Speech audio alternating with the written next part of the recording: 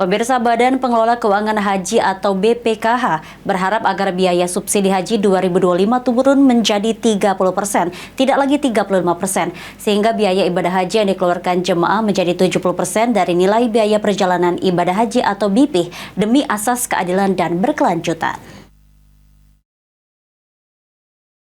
Anggota Badan Pelaksana BPKH Acep Riana Jaya Prawira mengatakan, idealnya untuk biaya perjalanan ibadah haji 70% dan 30%, yaitu 70% dari jemaah dan 30% bersumber dari subsidi haji. Namun, BPKH hanya bisa memberikan saran karena keputusan tetap ada di pemerintah, dalam hal ini Kementerian Agama dan DPR RI. Komposisi yang ditawarkan oleh BPKH itu berdasarkan pertimbangan jika yang ingin berhaji harus memiliki kemampuan, sehingga beban biaya BP harus lebih besar dari subsidi yang diberikan pemerintah. Komposisi itu sendiri memastikan sisanya untuk ditabung menjadi cadangan nilai manfaat untuk jemaah tahun-tahun berikutnya. Acep sendiri menilai jika subsidi yang diberikan kepada jemaah harus sustainable atau berkelanjutan, serta juga asas keadilan nilai manfaat yang juga harus didapatkan seluruh jemaah haji. Berkaca pada penyelenggaraan ibadah haji 2024, BP rata-rata yang dikeluarkan jemaah haji mencapai 56 juta rupiah dari jumlah biaya penyelenggaraan ibadah haji sebesar 93,4